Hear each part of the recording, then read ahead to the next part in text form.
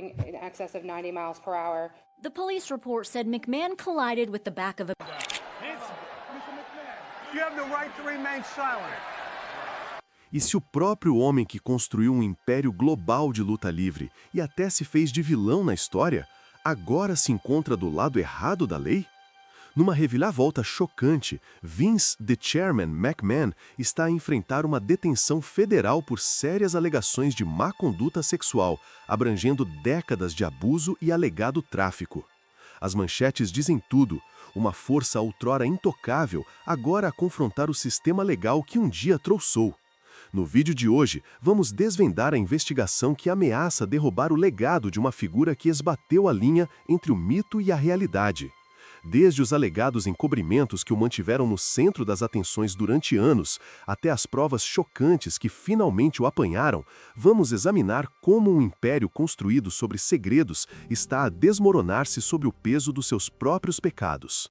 Fique atento, porque a história da detenção de Vince McMahon não é apenas sobre a queda de um lutador. É um alerta para uma indústria que há muito tempo tem jogado um perigoso jogo de esconde-esconde. Vamos mergulhar na toca do coelho e ver o que o futuro reserva para o homem cujo nome se tornou sinônimo de poder, e agora, talvez, de queda. Vince McMahon, um nome que outrora ecoava em arenas e salas de estar, agora enfrenta uma tempestade que ameaça colapsar o império que construiu meticulosamente ao longo de décadas. Imagine um homem cuja persona pública sempre foi maior que a vida, um criador de drama e espetáculo cuja própria imagem foi moldada pelo vilão que retratava na televisão. É espantoso, quase absurdo, pensar que a mesma pessoa poderia entrar no centro das atenções como um personagem tão moralmente ambíguo que os fãs já não conseguiam discernir onde a ficção terminava e a pessoa real começava.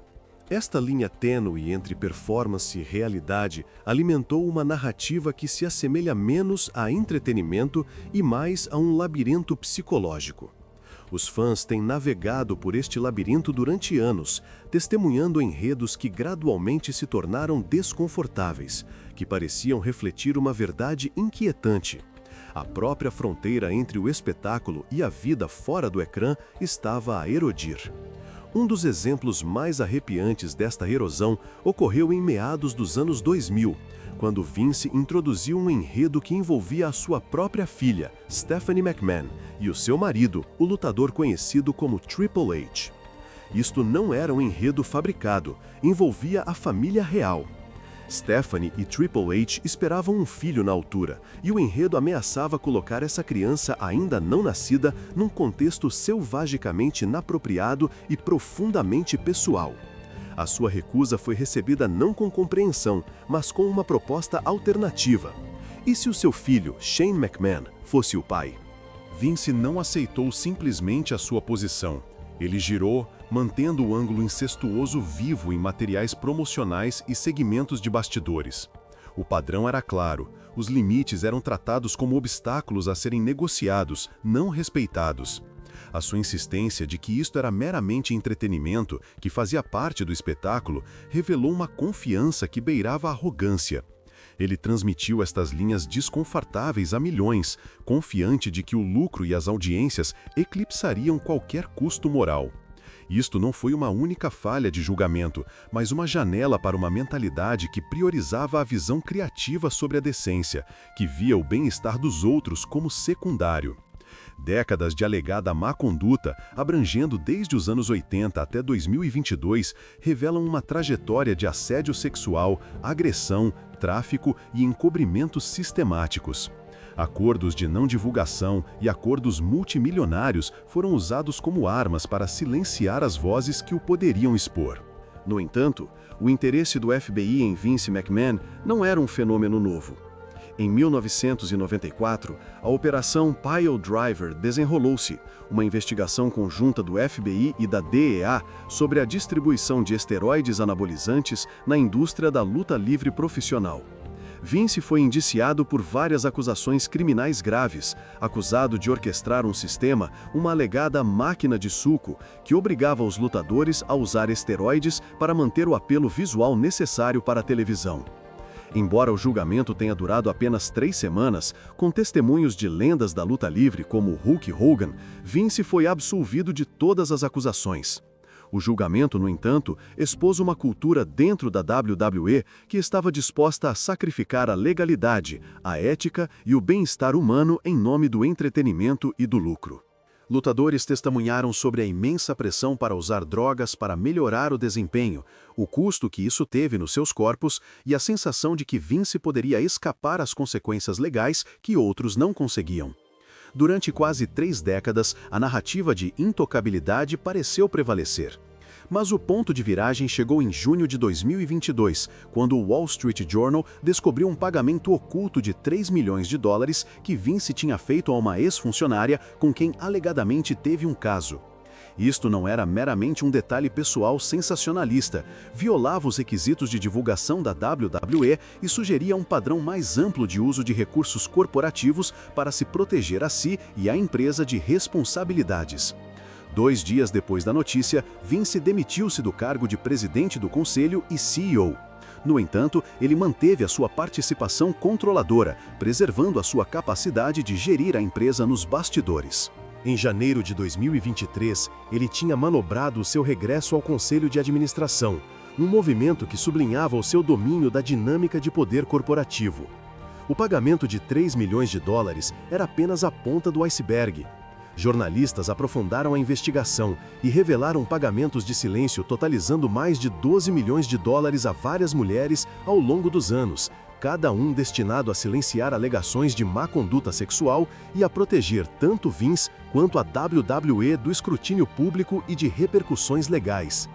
Os mecanismos da Securities and Exchange Commission, concebidos para impor a transparência corporativa, falharam em responsabilizá-lo.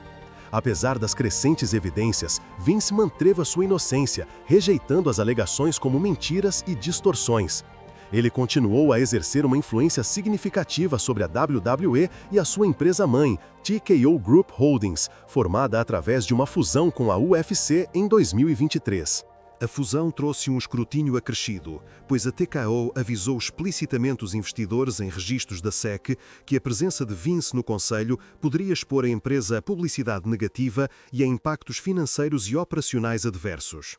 Estes avisos desencadearam uma nova investigação do FBI, desta vez focada em acusações muito mais graves: agressão sexual, tráfico e um encobrimento que atingiu os mais altos níveis de uma das empresas de entretenimento mais reconhecíveis da América. A ação judicial que mudou o rumo dos acontecimentos chegou em 25 de janeiro de 2024. Uma ex-funcionária da WWE chamada Janelle Grant apresentou uma ação judicial federal que foi além de uma negociação de acordo padrão. Ela optou por ser publicamente identificada, uma decisão corajosa dada a natureza explícita e profundamente perturbadora das suas alegações. A queixa, com 67 páginas, parecia menos um processo civil e mais uma acusação criminal.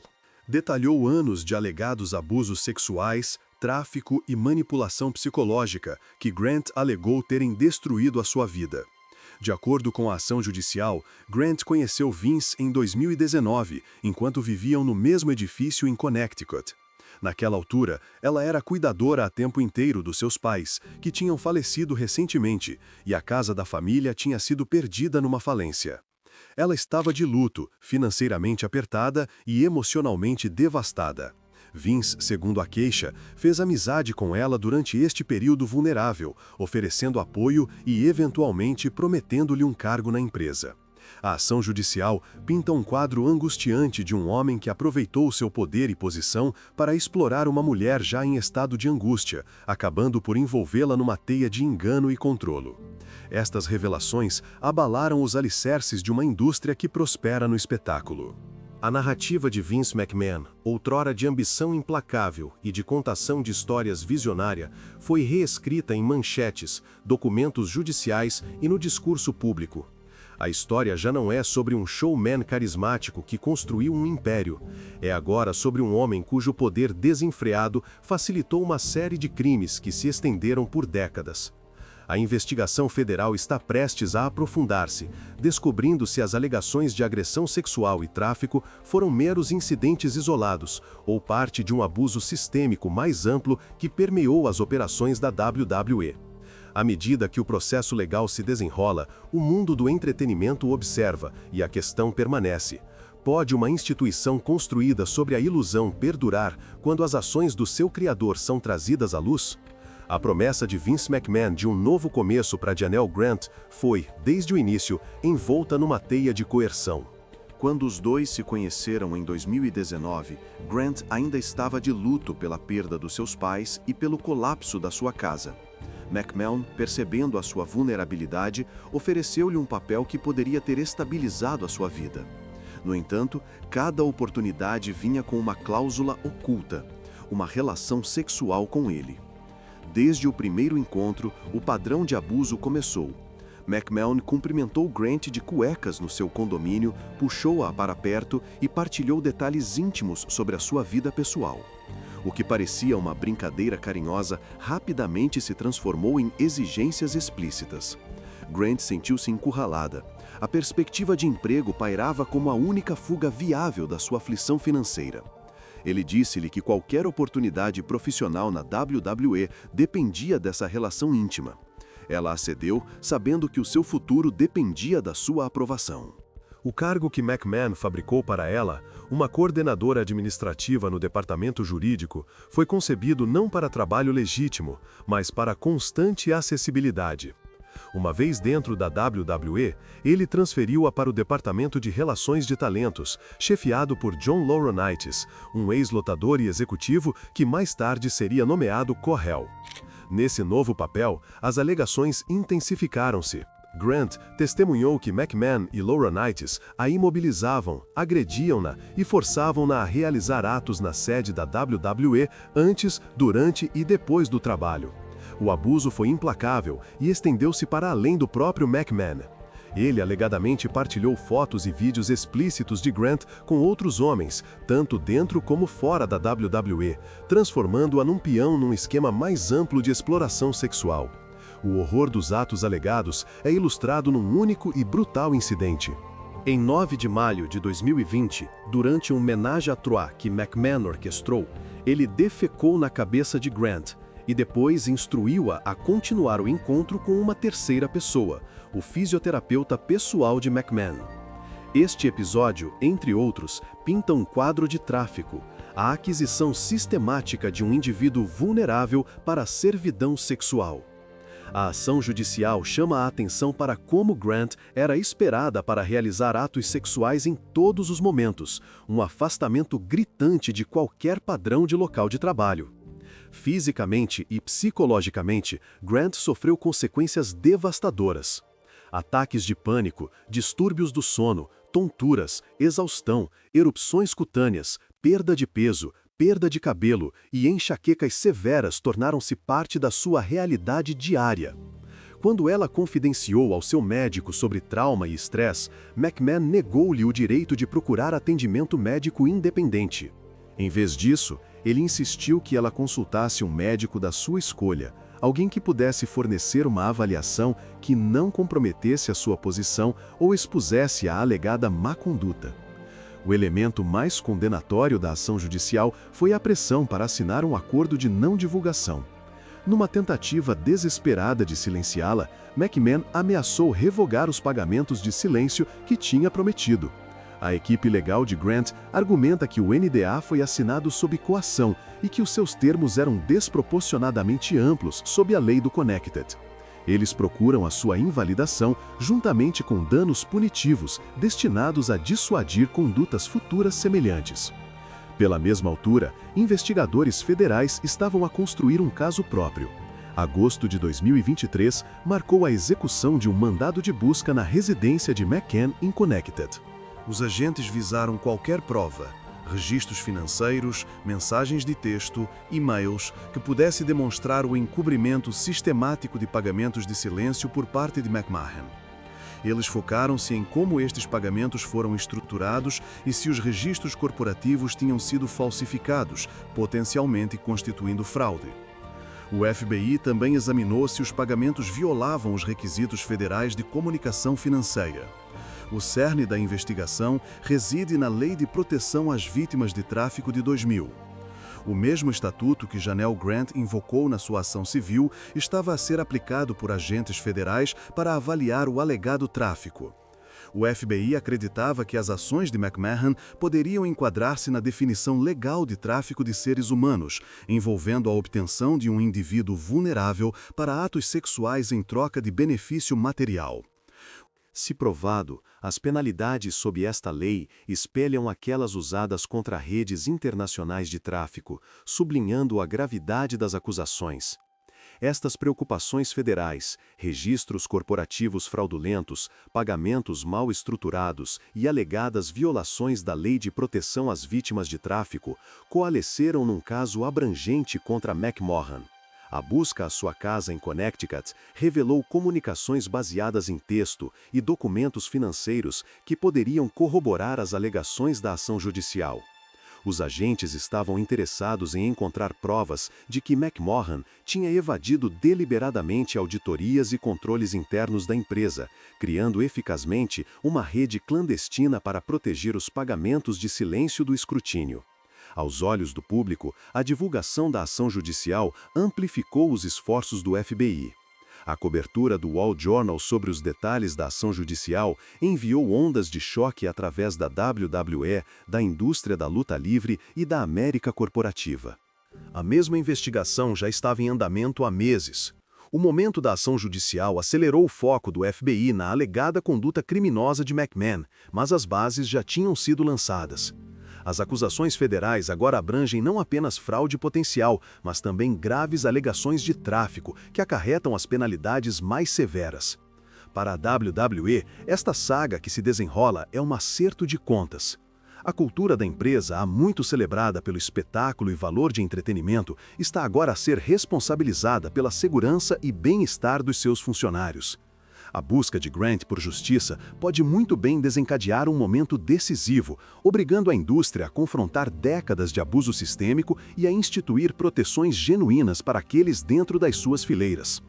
Na sequência da divulgação pública da ação judicial e do escrutínio acrescido do FBI, a detenção de Vince McMahon pairava como um lembrete severo das consequências do poder desenfreado. A figura outrora icônica do mundo da luta livre enfrenta agora uma acusação que poderá alterar permanentemente o seu legado e, talvez, mudar para sempre a narrativa em torno daqueles que outrora procuraram refúgio na sua arena. Em fevereiro de 2025, uma manchete anunciou que o Departamento de Justiça tinha decidido não apresentar acusações criminais relacionadas com o alegado encobrimento do esquema de pagamentos de silêncio. Os procuradores citaram provas insuficientes para provar, além de qualquer dúvida razoável, que os registros tinham sido deliberadamente falsificados ou que os pagamentos tinham sido estruturados de uma forma que violava a lei federal. A decisão foi enquadrada como um revés processual, mas não continha qualquer julgamento final sobre as alegações subjacentes. O que a decisão não alterou foi o foco contínuo nas alegações de tráfico. A escolha do Departamento de Justiça de suspender o caso de encobrimento não apaga a possibilidade de futuras acusações que possam surgir dos mesmos documentos. Na verdade, a ausência de uma acusação criminal não desencorajou os investigadores. Em vez disso, aguçou o seu escrutínio das provas sobreviventes. Uma das figuras-chave na ação civil, John Lauranitis, terá chegado a um acordo de cooperação com agentes federais. A sua disposição para testemunhar e para fornecer e-mails, mensagens de texto e registros financeiros sinaliza que os procuradores acreditam que podem construir um caso mais forte contra o próprio Vince McMahon. Quando um corréu oferece testemunho, pode semear dúvidas na mente de um único jurado e, mais importante, pode criar uma rede de corroboração que fortalece a narrativa da acusação. Entretanto, as consequências para a WWW multiplicaram-se. Imediatamente após a publicação da ação judicial em janeiro de 2024, a Slim Jim retirou o seu patrocínio ao evento Royal Rumble. Na mesma semana, executivos da TKO Group Holdings, Mark Hero e Area Man instaram McMahon a renunciar ao conselho. Ele acedeu, emitindo um comunicado que enquadrava a sua saída como um gesto de respeito para com o universo WWE, negando ao mesmo tempo qualquer irregularidade. Ele chamou às alegações mentiras e retratou-se como uma vítima de uma distorção vingativa da verdade. Aos olhos do público, a narrativa está dividida. De um lado, McMahon permanece um homem livre, ainda a colher benefícios financeiros do sucesso da WWE e a exercer influência, que o poderia proteger de uma longa batalha legal. Do outro, a sua equipa legal tem sido implacável a contra-atacar. A sua estratégia é tripla. Primeiro, negam qualquer impropriedade. Segundo, atacam a credibilidade das acusadoras. Terceiro, argumentam que, se existiu alguma relação sexual, foi consensual e que o NDA deveria proibir qualquer divulgação pública. A equipa de defesa frequentemente aponta para trocas de mensagens de texto flirty ou aparentemente inócuas, enquadrando-as como brincadeiras inofensivas entre adultos. Eles alegam que o contexto legal e corporativo da WWE, onde os artistas trocam rotineiramente fofocas, enredos e segredos comerciais, poderia explicar as mensagens que as testemunhas agora interpretam como coercitivas. No entanto, os NDAs e os pagamentos de silêncio complicam essa narrativa. Mesmo que uma única troca pareça inofensiva por si só, o padrão de acordos que se seguiram sugere uma abordagem sistemática para silenciar. Este padrão torna-se mais evidente quando se olha além de Janelle Grind. Os autos de descoberta do processo civil contêm referências a várias outras mulheres que foram alegadamente abordadas, traficadas e depois pagas para se manterem em silêncio. Cada um destes casos foi resolvido com um acordo, cada um selado por um poderoso NDA. O grande número de vítimas, a amplitude dos acordos e a consistência da documentação criam um retrato arrepiante de uma cultura que priorizava a lucratividade sobre a segurança. A imagem da WWE como instituição cultural, uma que proporciona modelos a seguir e espetáculos emocionantes, foi abalada por estas revelações. Os fãs que outrora celebravam a vilania de Vince McMahon no ecrã são agora forçados a confrontar a possibilidade de que a crueldade que admiravam possa ter sido um reflexo de abuso real, fora do ecrã. Lutadores que cresceram sob a bandeira da empresa encontram-se a navegar num cenário complexo. Lealdade a uma marca que se tornou tanto um meio de subsistência quanto um objeto de escrutínio legal. A conversa pública também sublinha a dificuldade para pessoas comuns desafiarem os poderosos. Mesmo com documentos e testemunhas, o sistema legal exige um exame meticuloso de cada alegação. O interrogatório no processo civil já revelou inconsistências, mas o padrão de comportamento, repetidos acordos de silêncio, NDAs que silenciam testemunhos e uma cultura corporativa que tolera a exploração permanece um argumento convincente. No escritório do FBI, os investigadores continuam a vasculhar o rastro digital deixado por McMahon e os seus associados. Os mesmos e-mails que o Departamento de Justiça considerou insuficientes para o caso de encobrimento podem, quando examinados sob a lente do tráfico, pintar um quadro diferente. A descoberta da cooperação de John Lauronitz implica ainda que as provas estão longe de ser fechadas. Mesmo que o caminho criminal estagne, a ação civil e o inquérito federal em curso mantêm a pressão. Para a WWE, o desafio é duplo. A empresa deve manter a sua produção de entretenimento e o envolvimento dos fãs globalmente, enquanto simultaneamente se distancia da alegada má conduta do seu fundador. Isto levou a um cuidadoso esforço de rebranding, declarações públicas de compromisso com a segurança e o bem-estar e um foco renovado na conformidade. No entanto, o império que ele construiu, um que prospera no espetáculo, na nostalgia e na lealdade à marca, continua a gerar receitas que McMahon ajudou a moldar. A história permanece inacabada. A presunção de inocência e o direito a um julgamento justo de Vince McMahon são inatacáveis. No entanto, as provas cumulativas que surgiram, NDAs, acordos, registros financeiros e testemunhos forçam um acerto de contas mais amplo.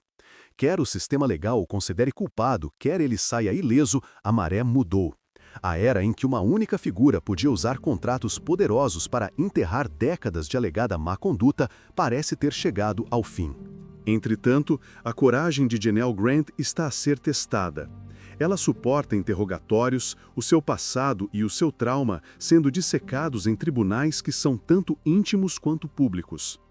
A sua ação judicial permanece um processo vivo e respiratório que ou trará um encerramento ou continuará a levantar questões. A investigação do FBI, o processo civil, a reação corporativa e o discurso público em curso, juntos, formam um novo tipo de responsabilização. Pela primeira vez em décadas, o homem que outrora controlou a narrativa do mundo da luta livre está sendo confrontado tanto em tribunal como nas manchetes. O veredito, seja condenação criminal, julgamento civil ou um meio-termo, permanece incerto. Mas a conversa que desencadeou é inegável. Padrões de abuso não podem ser ignorados e o legado construído sobre pagamentos de silêncio e NDAs está agora sob o microscópio. A era da retribuição silenciosa acabou.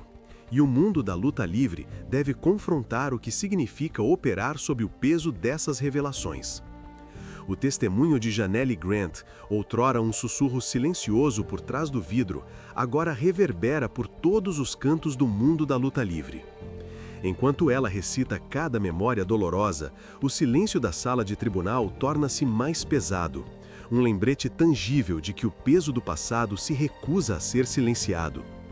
Numa sala repleta de advogados, repórteres e um punhado de fãs de luta livre que outrora aplaudiam, o silêncio torna-se uma testemunha por si só. Uma afirmação audível de que as revelações não são meras alegações, mas um registro vivo e respiratório de abuso. A investigação do FBI toma um rumo decisivo quando uma auditoria digital das comunicações internas da empresa revela um arquivo oculto de e-mails que o Departamento de Justiça tinha anteriormente descartado como inconsequentes. Neste tesouro, uma série de mensagens entre executivos discute estratégias de mitigação de riscos que, após uma inspeção mais atenta, se assemelham a um sistema secreto concebido para proteger a imagem pública da empresa à custa dos seus artistas. A linguagem, termos como proteger a integridade da marca e gerir a percepção dos interessados, sugerem um esforço premeditado para suprimir vozes dissidentes e manter uma fachada de invencibilidade. O fato de estas correspondências datarem dos mesmos anos que vários acordos de alto perfil sublinha a natureza sistêmica da cultura do silêncio. Entretanto, o Conselho de Revisão Interno da WWE, convocado após a primeira onda de protestos públicos, começou a implementar mudanças abrangentes. Módulos obrigatórios de formação em segurança foram introduzidos para todos os talentos, com foco no bem-estar psicológico juntamente com a saúde física. O escritório de conformidade recém-formado reporta agora diretamente ao Conselho, independente das divisões de criatividade e relações de talentos. A empresa anunciou publicamente o estabelecimento de uma linha direta confidencial que oferece aos artistas um espaço seguro para expressar preocupações sem medo de retribuição ou penalidades contratuais.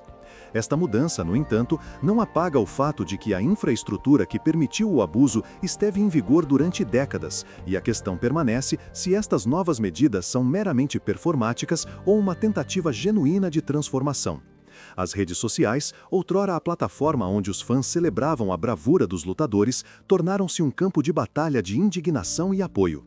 Hashtags como Justice for Janelle e WWE Reform estão em alta em todas as redes, atraindo a atenção tanto da comunidade de luta livre quanto da mídia convencional.